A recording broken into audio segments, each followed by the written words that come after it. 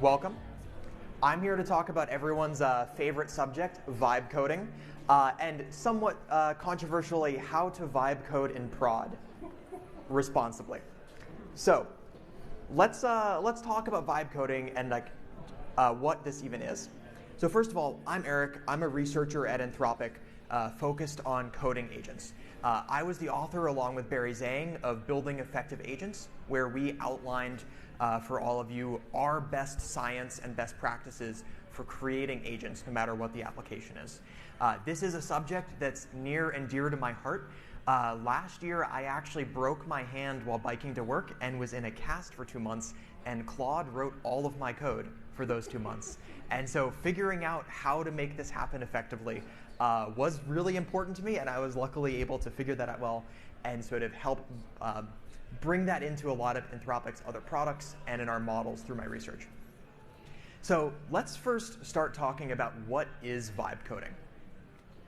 A lot of people really conflate vibe coding with just extensive use of AI to generate your code. But I think this isn't quite true. A lot of people, they're using Cursor, they're using Copilot.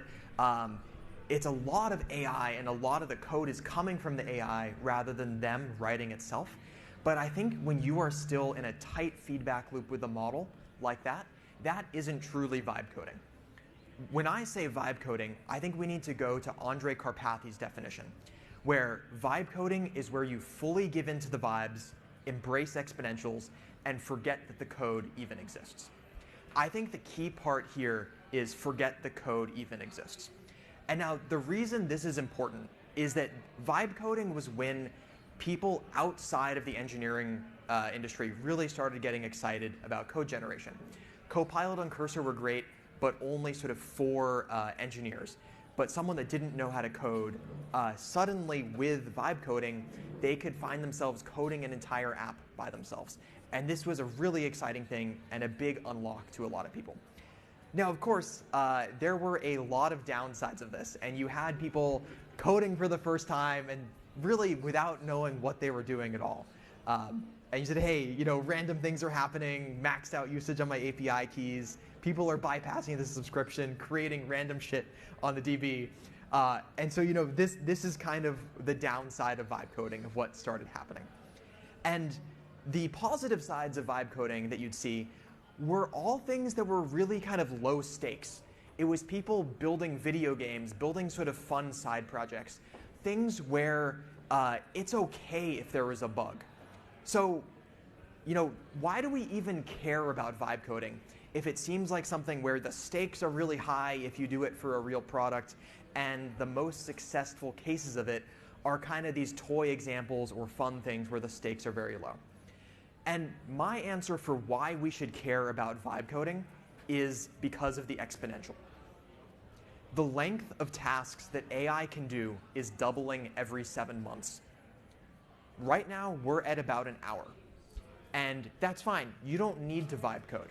You can have Cursor work for you. You can have Claude code write a feature that would take an hour. And you can review all that code, and you can still be intimately involved as the AI is writing a lot of your code. But what happens next year?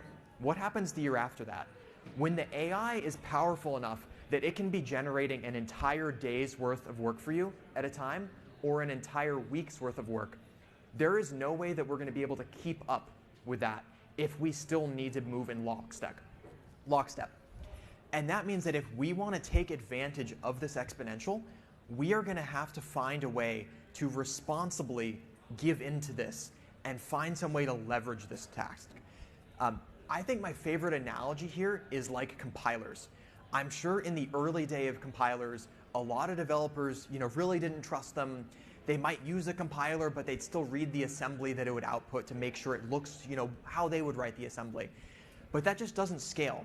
At a certain point, you start needing to work on systems that are big enough that you just have to trust the system. The question, though, is how do you do that responsibly? And I think sort of my challenge to the whole software industry over the next few years is how will we vibe code in prod and do it safely? And my answer to that is that we will forget that the code exists, but not that the product exists. Thinking again to that compiler analogy, we all still know that there's assembly under the hood, but hopefully most of us don't need to really think about what the assembly actually is. But we still, are able to build good software without understanding that assembly under the hood. And I think that we will get to that same level with software. And one thing I really want to emphasize is that this is not a new problem. How does a CTO manage an expert in a domain where the CTO is not themselves an expert? How does a PM review an engineering feature when they themselves can't read all of the code that went into it? Or how does a CEO check the accountant's work when they themselves are not an expert in financial accounting? And these are all, problems that have existed for hundreds or thousands of years, and we have solutions to them. A CTO can still write acceptance tests for an expert that works for them, even if they don't understand the implementation under the hood. They can see that these acceptance tests pass and that the work is high quality. A product manager can use the product that their engineering team built and make sure that it works the way they expected, even if they're not writing the code. And a CEO can spot check key facts that they do understand and slices of the data so that they can build confidence in the overall financial model, even though they themselves might not be an expert in how the entire thing flows. And so thinking about these examples, managing implementations that you yourself don't understand is actually a problem as old as civilization. And every manager in the world is actually already dealing with this. Just we as software engineers are not used to this. We are used to being purely individual contributors where we understand the full depth down to the stack. But that's something that in order to become most productive, we're going to need to let go of in the way that every manager, in order to be most productive, is going to need to let go of some details.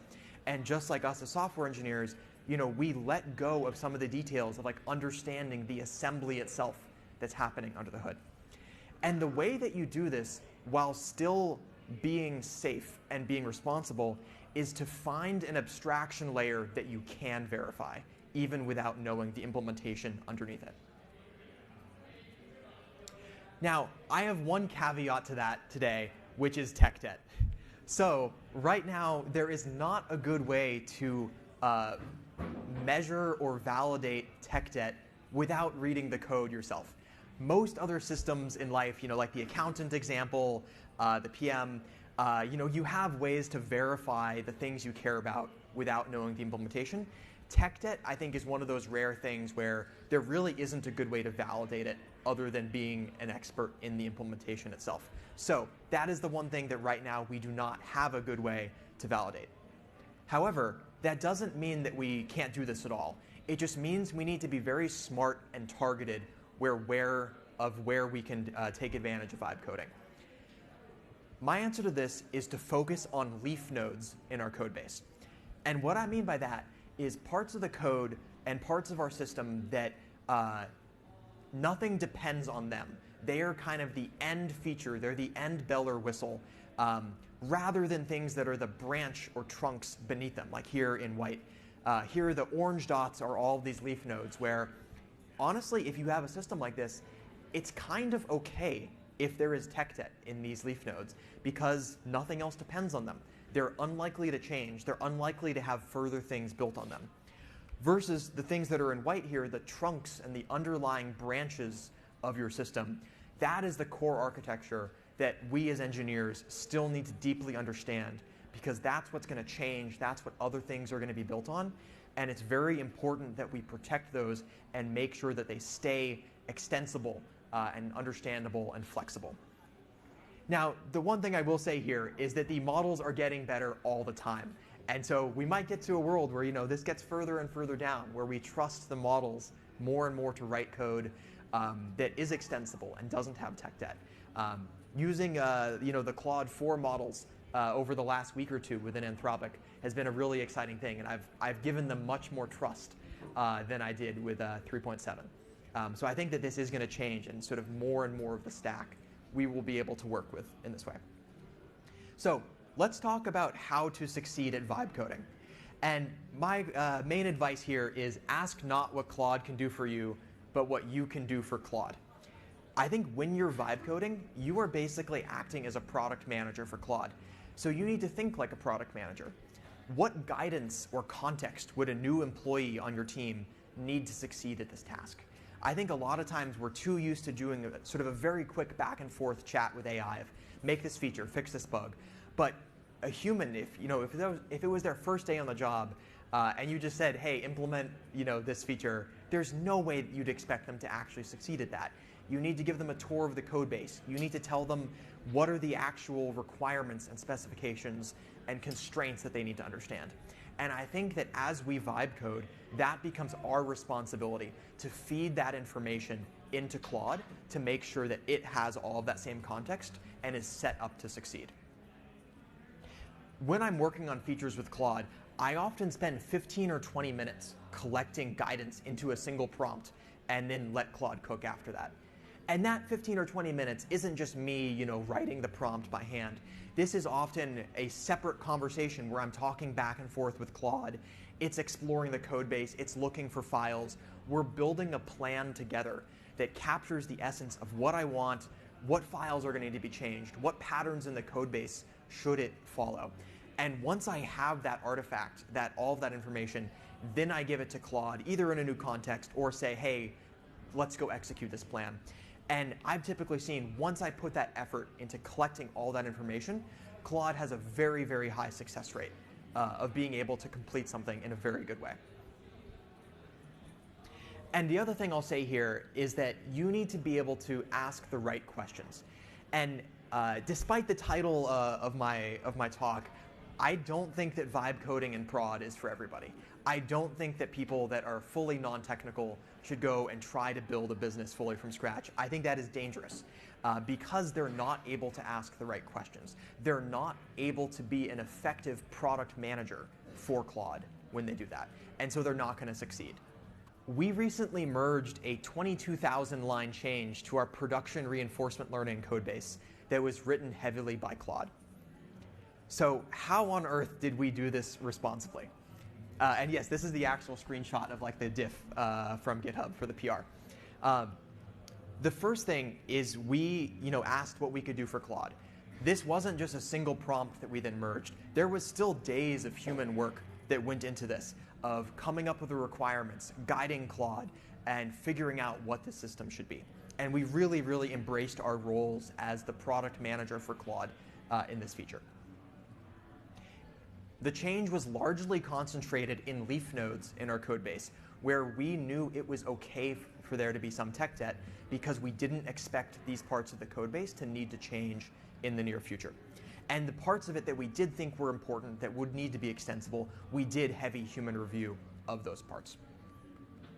And lastly, we carefully designed stress tests for stability, and we designed the whole system so that it would have very easily human verifiable inputs and outputs. And what that let us do, these last two pieces, is it let us create these sort of verifiable checkpoints so that we could make sure that this was correct even without understanding or reading the full underlying implementation. Our biggest concern was stability, and we were able to measure that even without reading the code by creating these stress tests and running them for long durations. And we were able to verify correctness based on the input and outputs of the system that we designed it to have. So basically, we designed this system to be understandable and verifiable even without us reading all the code. And so ultimately, by combining those things, we were able to become just as confident in this change as any other change that we made to our code base, but deliver it in sort of a tiny fraction of the time and effort that it would have taken to write this entire thing from hand by hand and review sort of every line of it. And I think one of the really exciting things about this is not just that this saved us, a week's worth of human time, but knowing that we could do this, it made us think differently about, our engineering, about what we could do. And now suddenly, when something costs 1 day of time instead of 2 weeks, you realize that you can go and make, much bigger features and much bigger changes. Sort of like the marginal cost of software is lower, and it lets you consume and build more software. So I think that was the really exciting thing about this, is not just saving the time, but now kind of feeling like, oh, things that are going to take 2 weeks, let's just do them. It's only going to take a day. And that's kind of the exciting thing here. So to leave you with the closing thoughts about how to vibe code in prod responsibly, be Claude's PM.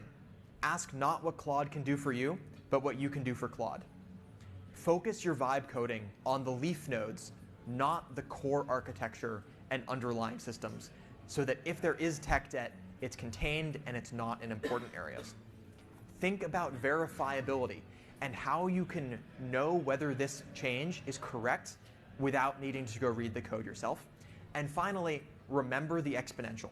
It's okay today if you don't vibe code, but in a year or two, it's going to be a huge, huge disadvantage if you yourself are, demanding that you read every single line of code or write every single line of code. You're going to not be able to take advantage of the newest wave of models that are able to produce very, very large chunks of work for you. And you are going to become the bottleneck if we don't get good at this. So overall, that is vibe coding in prod responsibly. And I think this is going to become one of the biggest challenges for the software engineering industry over the next few years. Thank you, and I have plenty of time for questions. Yeah.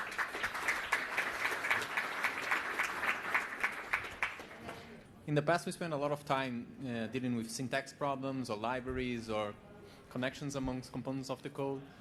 And that was how we learned, by coding like that.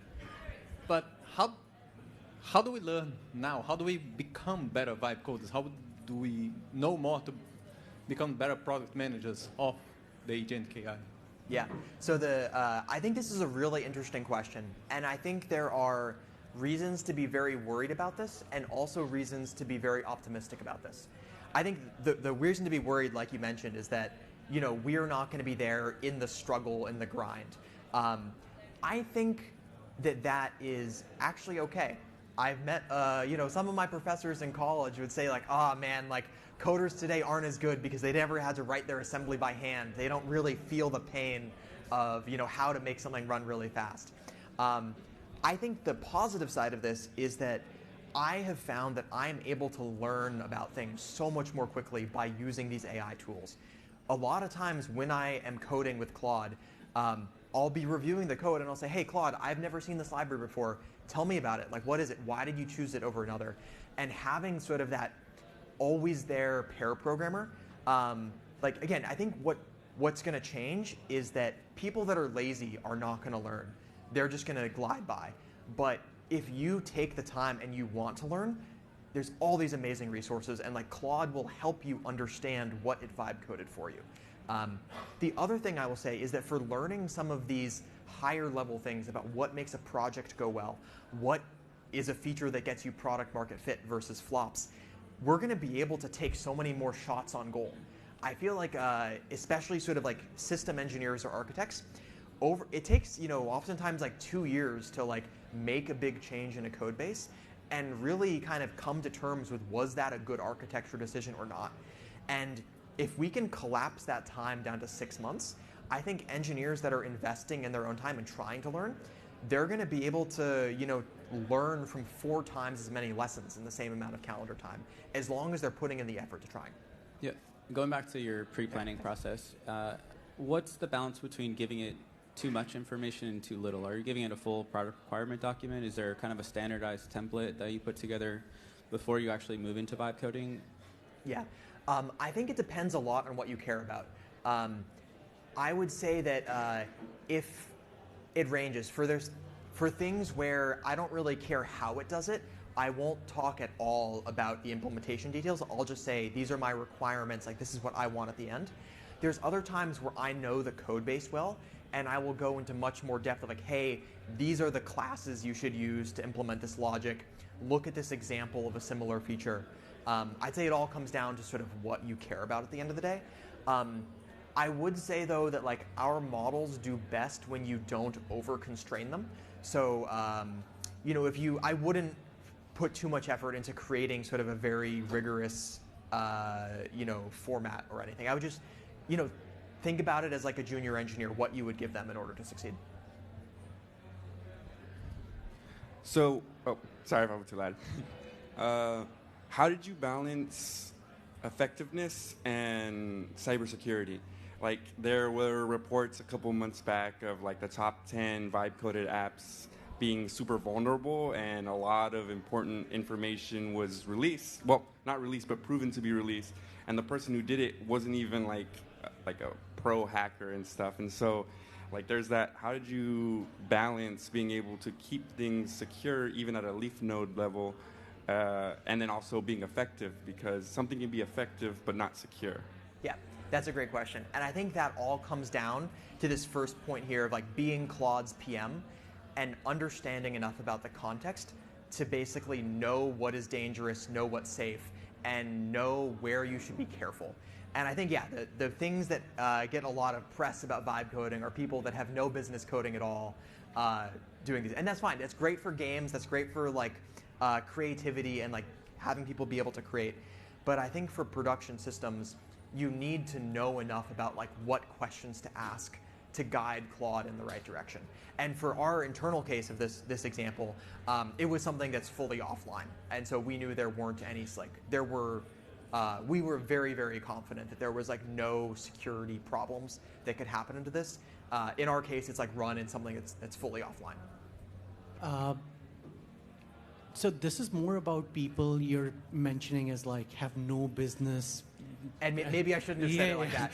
But no business vibe coding in production for an important system. I will say that. Yeah. but if we look at the numbers, right, less than 0.5% of the world's population are software developers. And software is an amazing way to scale ideas. So how do you think the products need to change to make it easier for people to vibe code and build software while also avoiding some of the things that we run into with people leaking API keys and things like that? That's a really great question. And I would be super excited to see more products and frameworks emerge that are kind of like provably correct. And maybe what I mean by that is I'm sure people could build some back-end systems that the important auth parts, the payment parts are built for you. And all you have to do is sort of fill in the UI layer. And you can vibe code that, and it basically gives you some nice fill-in-the-blank sandboxes where to put your code. I feel like there's tons of things like that could exist. And maybe like the simplest example is like Claude artifacts, where Claude can help you write code that gets hosted right there in Claude AI to display. And of course, that is safe because it is very limited. There is no auth, there is no payments. It's front end only. But maybe that's a good like product idea that someone should do here is build some way to make like a provably correct hosting system that can have a back end that is safe no matter what shenanigans happens on the front end. But yeah, I hope people build good tools that are complements to vibe coding. Hi. So for test-driven development, do you have any tips? Because like I often see that Claude just spits out the entire implementation and then writes test cases. Sometimes they fail, and then I just want, I'm trying to prompt it to write the test cases first, but I also don't want to verify them by myself because I haven't seen implementation yet. So do you have an iteratable approach that, have you ever tried it? For test-driven development. Yeah, I definitely, test-driven development is very, very useful in vibe coding, as long as you can understand what the test cases are. Even without that, it helps Claude sort of be a little bit more self-consistent, even if you yourself don't look at the tests. But a lot of times, I'd say it's easy for Claude to go down a rabbit hole of writing tests that are like too implementation specific. When I'm trying to do this, a lot of times I will give Claude examples of like, hey, just write 3 end-to-end tests and do the happy path and error case and this other error case. And I'm kind of like very prescriptive about that I want the test to be like general and end-to-end, and I think that helps make sure it's something that I can understand, and it's something that that Claude can do without getting too in the weeds. I'll also say a lot of times when I'm vibe coding, the only part of the code, or at least the first part of the code that I'll read is the tests to make sure that, if I agree with the tests and the tests pass, then I feel pretty good about the code. that works best if you can encourage Claude to write sort of very minimalist end-to-end tests. Thank you for the very fascinating talk. I also appreciate that you've done what a lot of people haven't done and tried to interpret one of the more peculiar lines in Karpathy's original post, embrace exponentials. Yes. So I wonder if I could pin you down a little more and say, how would I know if I've embraced the exponentials? What precisely means following that advice? And to maybe put it down a little more in what I think it intends to mean, it sort of maybe alludes to this, the models will get better. Do you think there's some legitimacy in saying just the fact that the models will get better doesn't mean they'll get better at every conceivable dimension we might be imagining we hope they'll be in? Yeah. How do I embrace an exponential, sir? Yeah, absolutely. So I think you got close with sort of the quote of keep assuming the models are going to get better, but it's a step beyond that. The idea of the exponential is not just that they're going to keep getting better, but they're going to get better faster than we can possibly imagine. And that's kind of like when you can kind of see the shape of the dots here. It's not just that it's getting steadily better, it's that it's getting better and then it goes wild. I think the other funny quote I heard from this was, I think in Dario and Mike Krieger's talk, is machines of loving grace is not science fiction, it's a product roadmap. Even though it sounds like something that's very far out, like when you are on an exponential, things get wild very, very fast and faster than you expect. And I think, if you talk to someone that was doing computers in the 90s, it's like, okay, great, we have a couple kilobytes of RAM, we have a couple more kilobytes of RAM, but if you fast forward to where we are now, it's like we have terabytes, and it's like, it's not just that it got twice as good, it's that things got millions of times better. And that's what happens with exponentials over a course of 20 years. So we shouldn't think about 20 years from now as like, what happens if these models are twice as good? We should think about what happens if these models are 1,000,000 times smarter and faster than they are today, which is wild. Like we can't even think about what that means. In the same way that someone working on computers in the 90s, I don't think they could think about what would happen to society if a computer was 1,000,000 times faster than what they were working with, but that's what happened. And so that's what we mean by the exponential, is it's going to go bonkers. All right. Yes. I got one question, but it's kind of two parts. The first part, when it comes to vibe coding, I have like two different workflows. I have one where I'm in my terminal, and then I have one when I'm in VS Code or Cursor. Which workflow do you use? And if you're using Cloud Code in the terminal, how often do you compact? Because what I find is my functions will get a new name as the longer I vibe code, or just things kind of go off the rails the longer I go. And if I compact, it still happens. If I create like a document to kind of guide it, I still have to, get it back on track. Yeah, great question. I do both. I often code with Claude Code open in my terminal in VS Code. And I'd say that like Claude Code is doing most of the editing, and I'm kind of reviewing the code as I go in VS Code, which is not true vibe coding in the sense here, or maybe I'm reviewing just the tests from it. I like to compact or just start a new session kind of whenever I get Claude to a good stopping point, where it kind of feels like, okay, as a human programmer, like when would I kind of stop and take a break and maybe like go get lunch and then come back? If I feel like I'm at that kind of stage, that's like a good time to compact. So maybe I'll start off with having Claude find all the relevant files and make a plan. And then I'll say, okay, like, write all of this into a document, and then I'll compact. And that gets rid of 100K tokens that it took to create that plan and find all these files, and boils it down to a few thousand tokens. Hey, so one question is following up his previous question, which is, have you used other tools along with Claude Code to like increase your speed a little bit more, like running multiple Claude codes together, using Git work trees, and then like sort of merging few things or stacked PRs or something like that? Is that something that you like personally follow or would advise to?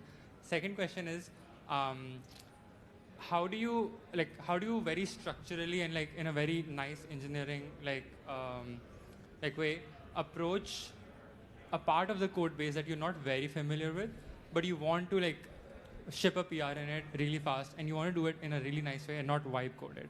So, yeah, like what are your ways of like using Claude Code to help do both these things? Yep.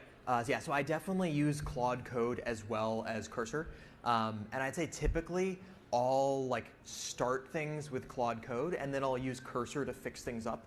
Or if I have very specific changes, if I know exactly the change that I want to do to this file, I'll just do it myself with Cursor and sort of target the exact lines that I know need to change.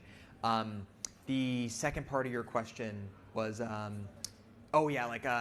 to get spun up on a new part of the code base. Before I start trying to write the feature, I use Claude Code to help me explore the code base. So I might say, like, tell me where in this code base auth happens, or where in this code base something happens.